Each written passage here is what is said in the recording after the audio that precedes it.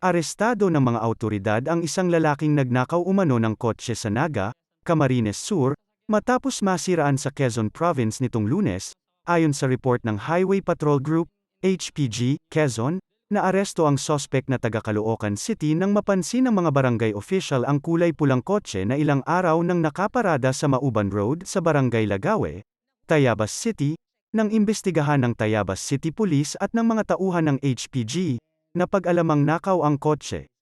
Nadiskubre rin nilang nakuha ng sospek ang kotse mula sa isang negosyanteng babae sa Naga matapos umano nitong pasukin ang bahay ng biktima, igapos ang ginang sa banyo at saka tanggayan ang sasakyan. Inamin naman ng sospek na ginamit niya bilang passenger service ang kotse sa mga bayan sa Quezon, ilang araw umano itong nagpagala-gala sa Quezon at Batangas, at tinakbuhan din umano ang ilang gasoline station na pinagpakargahan ng gasolina. Inamin ng sospek na pinalitan niya ang plaka ang sasakyan para makaiwas sa mga awtoridad.